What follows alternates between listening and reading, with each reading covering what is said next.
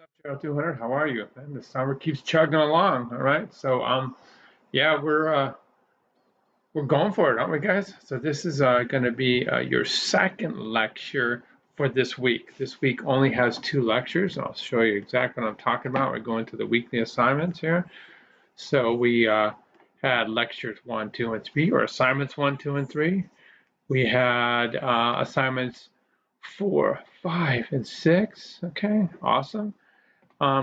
Then we had assignments 7 and 8. Okay, all right there. All right. And then I sent out this lecture right here, assignment 9 for the 4th week. And then this is going to be assignment 10 for the 4th week. This is a 6-week class, guys, and you guys are already through the 4th week, which is phenomenal. So we really don't have that much to go through here right now, all right? So we're going to do some cool stuff like estate planning. We're going to do retirement planning, okay? For you guys that see yourself someday as being a money manager, okay, an investment counselor, stuff like that. Okay. All right. So that's good right there. What else we have going on? We see here we have the midterm right here. So if I click on this, what you basically do, it's ready to rock. You have 2 hours. You can have multiple browsers open, look back at your old quizzes. So, we have pools of questions that are being drawn from. The same pools that were used to make each weekly quiz. So you might see some new questions. You'll probably see some old ones, okay? Just kind of strategize, okay? And Julia sent out a strategy to you in terms of being prepared as you go into it. You have all week to do it, but once you open the browser, you got 2 hours to get it done. Okay, 60 multiple choice questions. Alrighty. Okay, so we come down here. Also, I just wanted to do a shout out, okay, to our USC men's track team. Okay, specifically looking at Johnny there. Johnny's just a really valued member of our class. So you guys have been loving his insightful posts in each one of our discussion boards. And Johnny's a transfer here to SE, and he jumped right into becoming a national champion for his specialty, which is awesome. Alrighty, check it out. Here's the Instagram page. I actually have the race right in there if you go in there. And so this is kind of preparation for the exam. Again, if you have OSAS accommodations, please send that our way. We'll make sure you got it. I'm pretty sure we have what we need, but it wouldn't hurt to send it our way again. Okay. So this gives you some kind of FAQs and just how to study for the midterm exam. And Julie just kind of goes through it, and she basically reviews each assignment, 1, 2, 3, the highlights. Okay, what to think about. Alrighty. And there you go. And for those of you guys missed it, last time I kind of did a shout out there to everybody in the previous week's lecture. Okay, so that's it. You guys have done great on CT1. As you can tell, we're up to snuff on all the grading. We'd love to give you feedback. Please go back and check it out. Also, do realize that sometimes you'll make a post, and then your classmates are in there, tripping out on what you had to say, and they're posting as well. All right.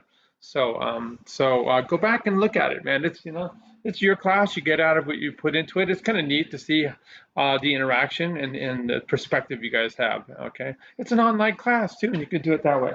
Also, again, a shout out to my principals. Okay. So this is again for Kara Folt here. All right. She's into being sustainable. Did you guys know that? Okay. So these are 100%. All right. Compostable. You see that? Compostable food scrap bags. And so, like I said, what we do is every day we take our veggies and everything else, and I just had some fruit and I just cut it up. You see some old celery sitting in there. Okay. Every day I fill 1 or 2 bags. It's amazing how much you do. I throw it into our green container for compost later on. So get on board. It's the way we're going to save the earth. What other news do we have? So since last time we was talking to you, you saw June and I, lecturing to you from Costa Rica. We had a phenomenal time down there. I'll send out the website the students created, which is really cool. It's a Wix website. And then, we had to get a PCR test to leave the country to get back in the U.S. We tested negative on that. we're all good to go. And then of course we got on the plane, and Americans have said screw this, and so we're the only two. My class, our students off and on will wear a mask, but Jill and I had our N95 on the whole time we were on the plane, okay? But we had to take it off to drink. We had a little something to eat, and there goes an ambulance, sadly. And then lo and behold, we fly in Saturday night, and Julie starts getting a sore throat on Tuesday. Um, and the symptoms precede the positivity test and the home test, let you know. And you guys probably already know that. So then her sore throat and her fatigue and body aches continued. We kind of knew what was coming down the pike, and then she tested positive for COVID on Thursday. So we contacted her oncologist immediately. She had been given a special injection of a modified antibody. These are antibodies that were actually obtained from patients the last couple of years that had survived COVID. And then what happens is the pharmaceutical company AstraZeneca cloned out the antibodies and modify them so that your body has trouble getting rid of them, so they stick around longer to get rid of COVID. So she had a big injection right before we went to Costa Rica, and I'm sure that saved her life, because as you know, she has leukemia, and then the second she turned positive, on her oncologist, he's actually a hematologist oncologist. He specializes in blood and blood cancers. Put her on the antiviral drug. It's called Paxlovid, and Paxlovid, what it does is it keeps the virus from being able to replicate itself. It's kind of like if you envision having gears churning for a machine, and it's like taking a 2x4 and sticking it in the gears. So temporarily the virus can't make new viruses, and it gives your immune system time to go after it. Okay, so that's where she's at right now. She's still testing positive. I'm sleeping on the couch right over there. She's in quarantine, and it is what it is. So I'm making all the meals. I love doing that anyways. Okay, so that's our update. Sad, it took a little bit of the glitz, pizzazz off the trip to Costa Rica, because it was a bummer to have to return and have the scare of doing that. Obviously, she's 60, I'm 66. This stuff scares us. So, okay. All right, so let's go into week 2. And I was having a little ADHD moment. Don't forget, your midterm down here. All right, and I showed you how to get going after that. Save each answer as you're doing this, just like you do the quizzes. Save each answer, just in case there's some type of glitch. Okay. All right, let's go into the weekly assignment here. Alrighty, so like I said, we have week 1, we have week 2, there's 6 assignments, okay? We have week 3, all right? There were 2 assignments, and now we are week 4, we have 2 assignments, and as we look right here, I already did the first lecture for week 4, all right? Cool.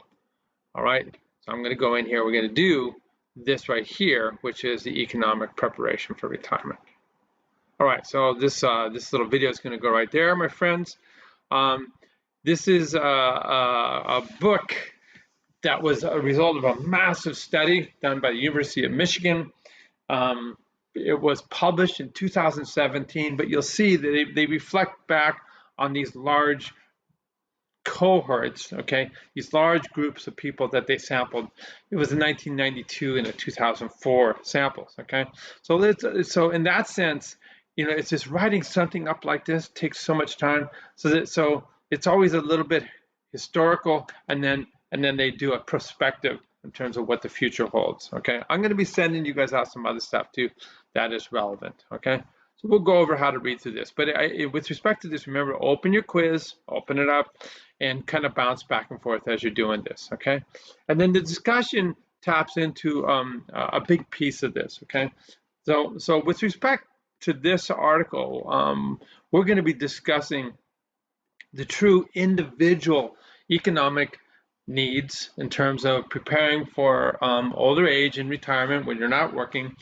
We're going to get a kind of a societal view, okay, where we're going to look across the board and look at these different cohorts, but also kind of you'll see that they refer to quartiles, okay, so the top 10% and the bottom 10%. and how people are stacking up in terms of, are they in the poverty level? Are they below the poverty level? Have they saved enough to project out for 30 years? All right. So let's say I retired at 66 and I live to 96. Do I have enough money to keep me going? All right. If I don't have earned income anymore, I'm going to be relying solely on Social Security. I'll be relying on all of my assets that I've invested in. Okay, so that would be my 401k. And then, of course, I have the asset that I'm sitting in right now. Lucky for me that we were able to get into this house and purchase this house. So we have a lot of equity in our home. These are all sources of income. All right, cool, cool, cool. All right, so your discussion is addressing really the more bottom 25th quartile, the people that don't have everything I talked about. There's so many people that do not have retirement accounts, okay?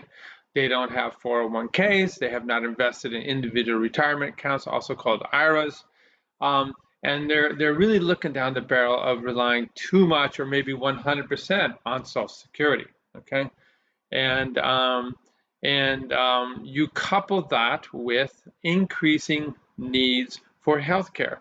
It is what it is. Okay, I always tell all my pre-meds that I teach, the reality is 99% of your clients, the people that you're going to be treating as a doctor, are older people suffering from conditions associated with getting older, of vulnerability. You're much more likely to tear out your knee as you get older. You're much more likely to have arthritis, much more likely to have heart disease and need a bypass, much more likely to have hypertension and need meds for that, much more likely to get cancer, on and on and on and on and on. Yes, there are, pediatric issues and OBGYN, but if you compare that to the spectrum, it's really, older people. And there's a huge reason I'm getting into that, a huge out-of-pocket expense associated with that. Yes, we have a socialized medicine for when you are no longer working. It is called Medicare, okay? Medicare has its limitations, okay? There are some drugs that are not covered, okay? There are out-of-pocket expenses, co-pays, okay? A percentage that you need to pay the doctor, that you need to pay the hospital, that you need to pay for services, on and on and on, okay? There's also a Medicare Premium, okay? While most of the cost of the insurance is paid by our federal government, and we look at your paycheck every single month, and it's going to have a Social Security tax that we're going to talk about, and it has what's called a Medicare tax, okay? And while it pays for most, you still have to pay for a percentage of your Medicare policy, okay? Your Medicare B, your Medicare D. B is for the basics, okay? Which is doctors and services, PTs, stuff like that, and D is for drug. All right, cool. A is hospitalization. I can't give you a quick acronym for that, okay? So we look down here and we see that when we look at the cost of Medicare, okay, as a percentage of individuals' Social Security income. Now, for me, not a big deal because I'm going to have my own assets, right? But somebody that didn't have a chance to save, like I said, and by the way, the median in terms of assets like an IRA or a defined contribution plan, okay, where I've been putting money into my 401k and my IRAs, the median in our country for people 55 to 60 is about $17,000, $17,000, okay? So this is a big deal then, okay? So when we see that across the board, for whatever Social Security check you're going to be getting on average, okay, we would see that in the recent history, it was about 41% of the Social Security check was actually being used for paying for medical expenses. All these things I talked about for Medicare, and it's only going to increase as time goes on, and we're going to see it disproportionately impacts older people because you're in the hospital more often, you're sick more often. Okay, awesome. So that's something to think about. And then this right here explains Social Security. Okay. Now these these are just kind of a basics, which are important to know. It's a great video. That's why I keep it in there from 2012, and explains how the money goes in, how it comes out. Okay. It explains how you qualify everything, and then down here, this is a really good video. It's a little bit longer. These are both of these are 3-minute videos here. This one's a little bit longer, about 20 minutes. It's so worth watching because it's a new analysis in 2020, and it shows that there truly has to be a change and why this is on the political agenda, why Congress and Senate, has to modify this. And we have basically two issues. We have money going out, okay? We have people living longer.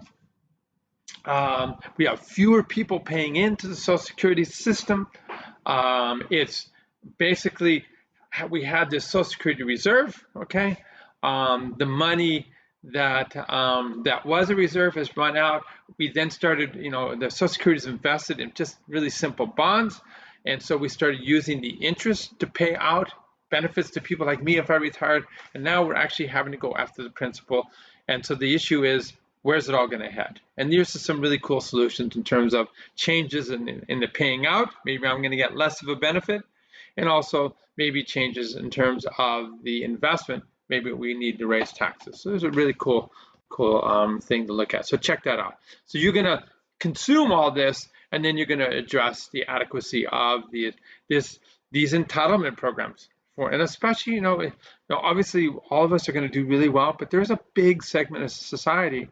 Are we a compassionate society that haven't done so well? All right, cool. Now, there's a PDF file right here, and then there's a really cool way to look at this reading. We're going into section 3 right here. Again, this was published in 2007, so I kind of think this is kind of cool going this way. Okay, what I'm going to do is I'm going to fast forward to the end here. You'll see that when I go like this, it was 2017 when this thing was published. I'm going to fast backwards to the very beginning, okay?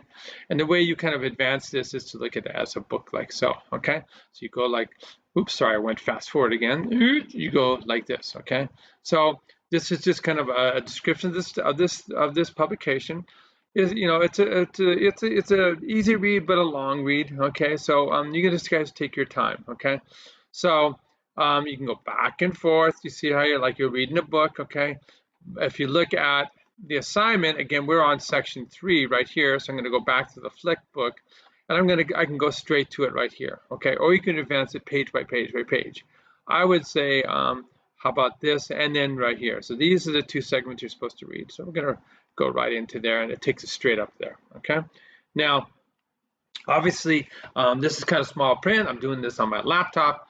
So what you do is you just kind of, I grab the magnifying glass there. I'm going to increase it, and we're going to come over here. Okay, and we can look at kind of the overview. Okay, in terms of being a financial planner, okay, a money manager, okay, an investment counselor, you're going to have to sit down with your clients and ask them, are you adequately prepared? Okay, because if you're not, then your job as a financial planner is to help your clients out.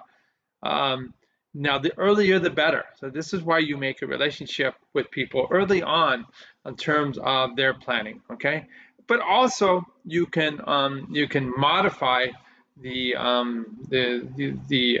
way your clients are accessing their funds during their retirement, and help them out that in terms of setting up budgets and things like that. Okay, all right. So we're going to look at the ideal scenario. Okay, do households have sufficient funds to maintain or maybe even improve their lifestyles during their that they had during their working years? All right.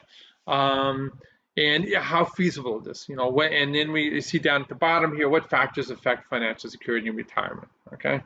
All right. How households are spending, et cetera, et cetera. Okay. All right. So I'm not going to read through all this, but where it says ready or not, there's the infamous 3-legged stool of retirement. Okay. And the way that's all laid out in terms of three-legged stools, you have these basic elements that we all have in terms of our retirement. Okay, that would be, what does it say right under ready or not? It says Social Security. All right, Social Security is not intended to maintain your lifestyle. Okay, this is to help you, hopefully, if you're in poverty level existence. Okay, it was set up, of course, during the Depression era by Roosevelt, and then it expanded. Okay, and we'll talk about that in terms of discussion later on. It expanded beyond just the income of the retiree. We had to expand it to people, spousal benefits, children when you die, until they're, till your children are 18 years of age, and on and on and on. Okay. All right, so Social Security. We have pensions, okay? When we talk about pensions, okay, there is a defined benefit. This is where you work for the federal government, you work for cities, you work for the water company, you work for waste management, you work for the parks, okay? These are all government positions. You work for the Congress, okay? Pensions, okay? Then we have private savings, okay?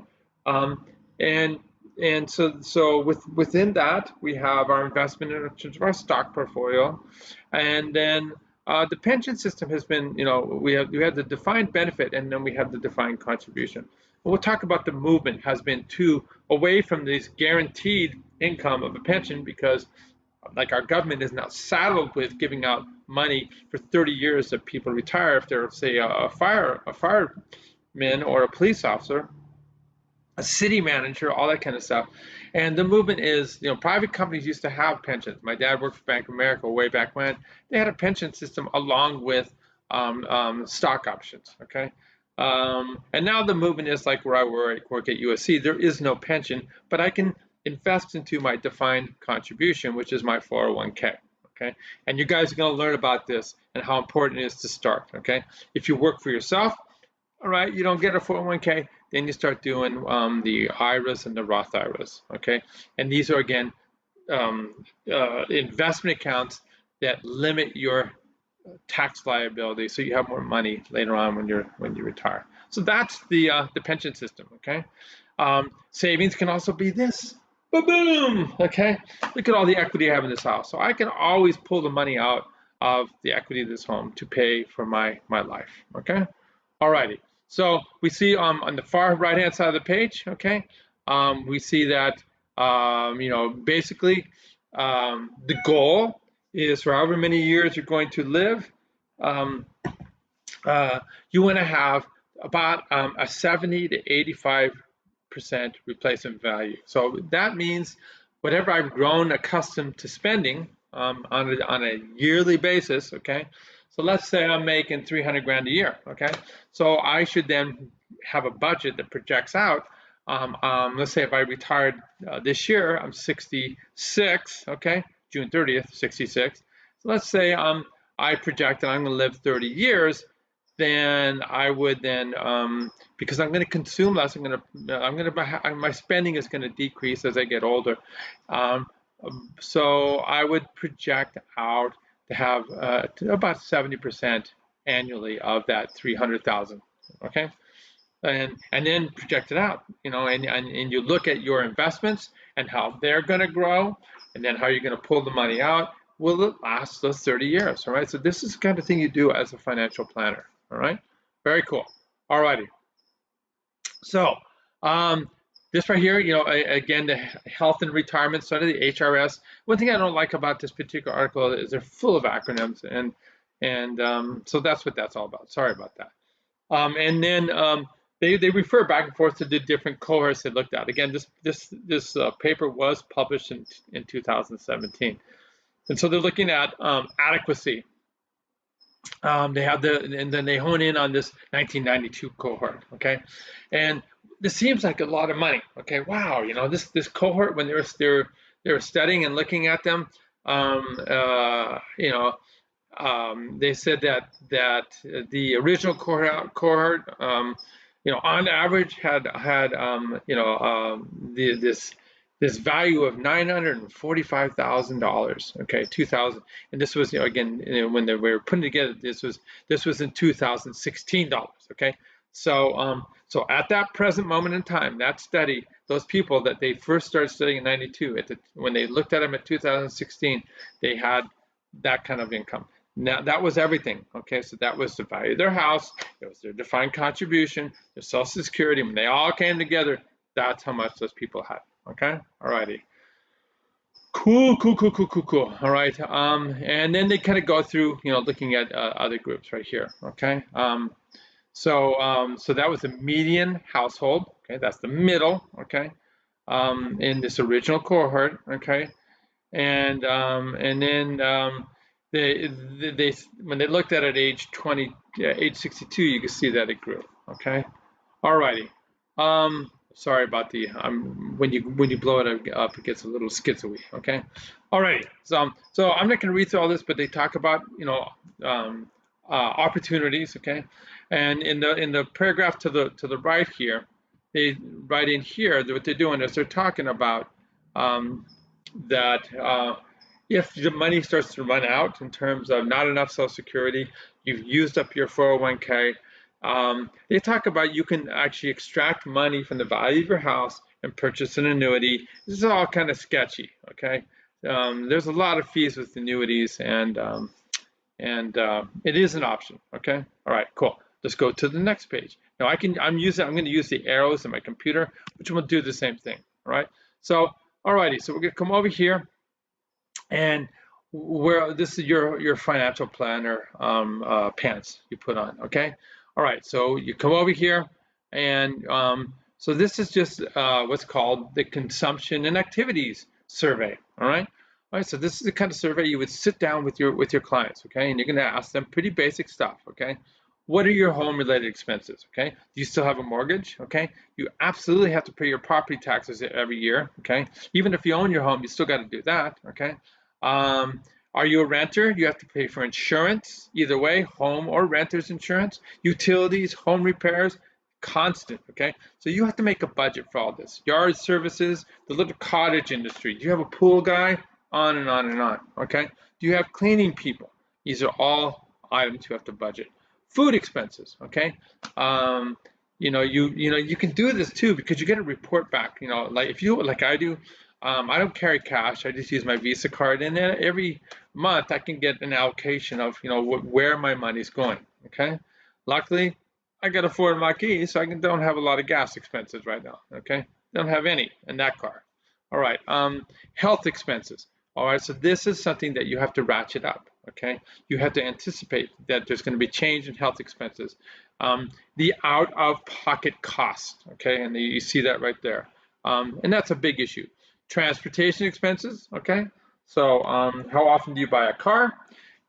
One of them is gasoline. Okay, if you have an electric car, the cost of charging your batteries, clothing expenses, entertainment expenses. Okay, what kind of stuff you're going to be doing. Okay, and then just kind of other things that you have to consider. All right, so that's your budget. Okay, all right, and so we start looking at comparing cohorts. We see that, generally speaking, the baby boomers had less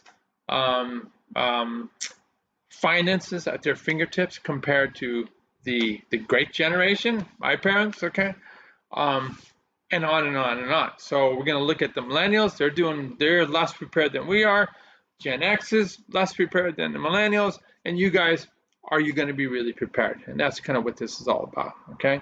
And so when they're looking through this, okay, there's a couple of different ways of looking at this, okay? One is kind of a consumption-based rather than income-based, okay? So you just model what are your expenses based on what I was showing you over here, okay? And then we look back on what your savings are, okay? You're going to look at your composition of your wealth in your retirement, all right? So that's what this goes through, okay? And they go through, again, at the bottom, you see they're going through their percentiles, okay? So the bottom 10th percentile, if you look at their total wealth, okay, including housing, okay? This was in 2016 dollars, was about 141,000. whereas the top 90th percentile was about 2 million, okay? All right, so let's continue on. All righty. Okay. All right, so we start looking at the individual assets, and that's what this is right here. And again, this is for my economics friends, so you just kind of look through this, okay? And it's in the middle section in terms of replacing earnings for retired individuals, okay? So how am I? So I have my annual income. How am I going to replace that, okay? And we look at individuals and how they're stacking up, okay? And they hone in on changes that happen in terms of the workforce and what's happening in terms of being female versus male, okay? So sex-based differences, inequities, basically, okay? So in that figure right there, they're looking at men and women 51 to 56 years of age in that table, sorry. They look at these two different cohorts and how changes have happened, okay? So who's in the labor force, okay? So we see that that 51 to 56%, 51 to 56 year age group, we see that it's about the same, okay? So people are working a little bit longer, so it went from 73 to 75, okay? But what we see is the big change is males are showing a decline in labor force and females showed an increase in the labor force. And that's in that blue section of the table, okay? All right, and so then we ask, okay, how does it stack up in terms of full-time work? Again, same drill, okay? We see that, again, when you get older, you tend to not work full-time. It's kind of mind-blowing to me that 51 to 56 have decided to go part-time, or maybe it wasn't even a decision, and maybe it was handed to them. But anyways, you can see that, again, women are in there working more than they used to in 1992, and we could even project out that further to today's numbers, okay? And then there's the real tragedy of social inequity, okay? Because of the burden that women have in terms of making that decision, like we said, about having kids, how that hurts their career advancement, how there is labor force discrimination in terms of men make more money than women do for the same jobs on average, okay? And so you can see down here in terms of the Social Security earnings, okay, you see there's a big disparity in terms of male and female. So you see the males in 92 was about 46,000, and then in 2004 cohort was about 55,000. And you look at women, it went from 16 to 26. So that's a big, what is going on, okay? And so as a result, we see these, and as I indicated in the middle there, gender differences in retirement preparation, okay? So women do not fare well as men. Single women do really poorly, okay, compared to single men. There's just this basic inequity that happens, okay? Okay, so there is this big gender difference, and that's what this section is all about here. All right, so this then goes into this changing landscape of how we save money, the changing pension landscape, okay? So back in the day, like I said, companies would attract the best employees by giving you a guaranteed defined benefit, okay? Meaning in terms of that, you were going to get a pension. Like I said, this is what police officers get now. This is what city workers, congressmen, if you work for the state of California, if you work at the UC system, you have a pension, okay?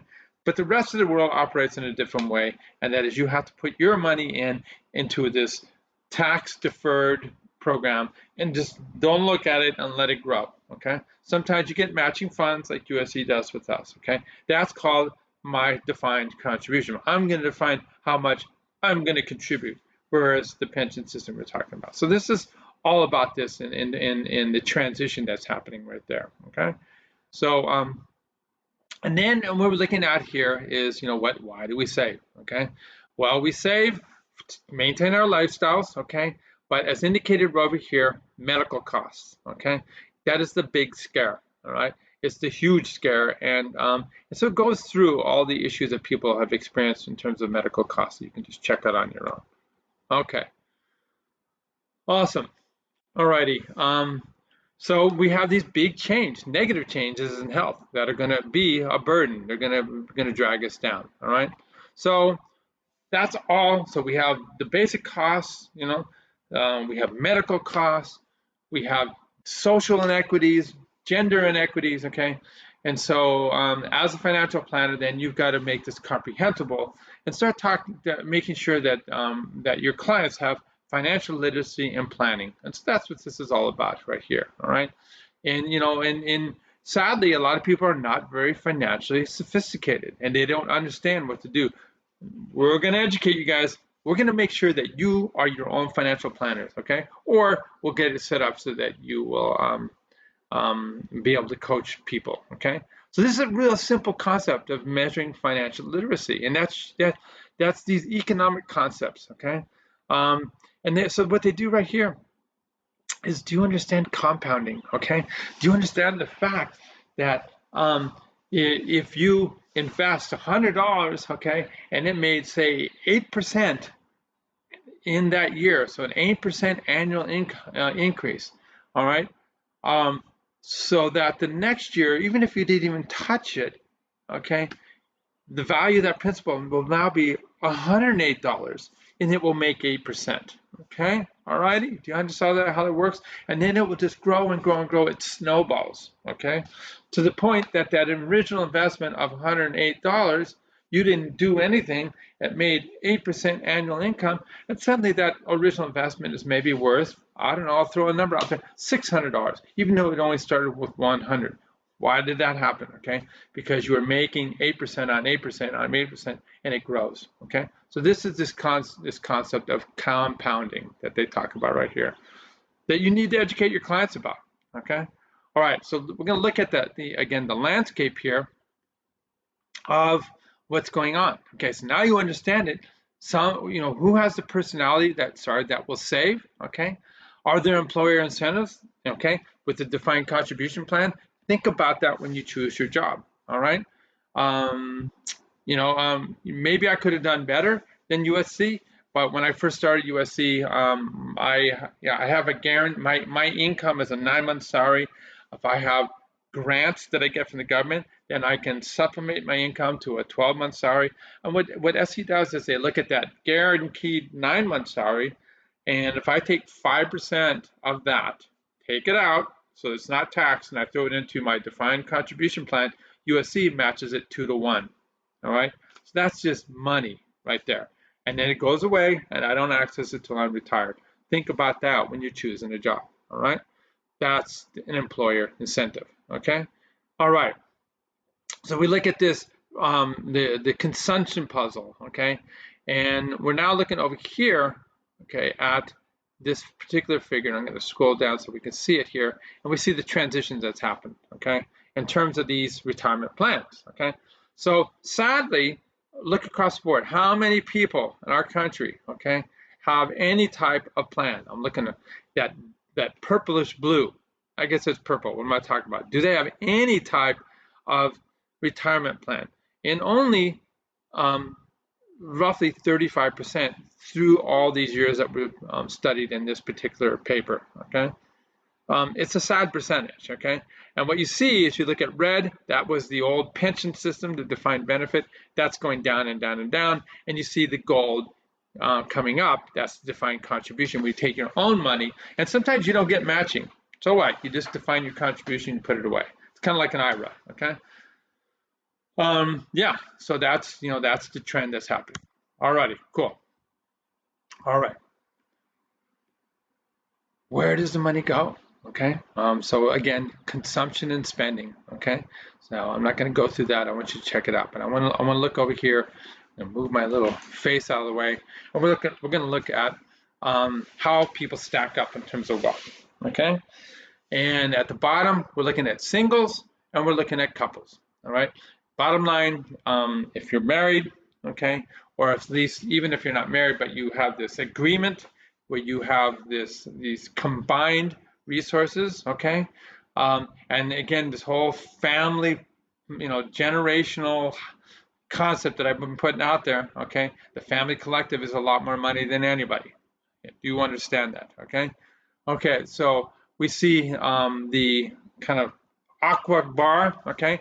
Those are singles. At the very top, we're looking at the total income of the household. So that's how much wages, okay, earned income that you have, okay?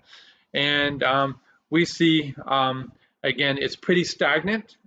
It's small across the board for somebody who's single, and you see that the total income in the top one for people that are married, it maintains, okay?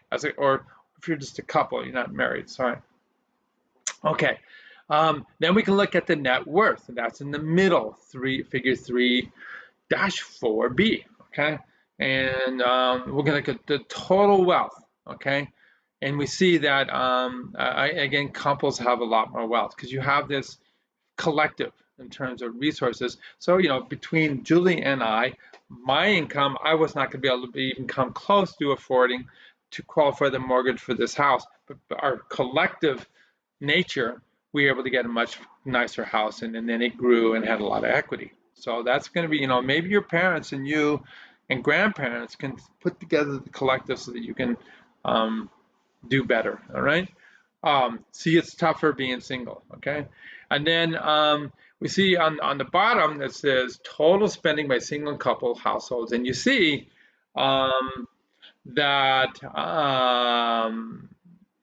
there is a compression there, okay? There's not that big of a difference between a single and a couple in terms of spending, because stuff like mortgage, rent, gas, all that kind of stuff, you see it kind of equilibrate. So if you look at the top up here, you have much more money as a couple, and whether it's earned income, whether it's your net wealth, and yet you spend as a couple far less. And so, the rich get richer, basically. Awesome. Okay. All right, guys, so that's it. All right, so it's a pretty cool thing to read through. All right, a little bit kind of fun to play with that type of book. That is where we're at. So that was we were looking at here. Section 3 about ready or not and why do we save. I want you to address the issues of Social Security and Medicare in this particular section here. You have all week on this. Do well in your midterm. Everybody pray for Julie. Hopefully her bout with COVID won't be so bad. And so I think I'm done with your week here. So I'm going to say peace. Look at her. Isn't she beautiful? That was us a long time ago. Okay. That was 1986. We were in France together. Very cool. A city called Barjol. All right, guys. So I'm going to say peace, and we'll see you next time.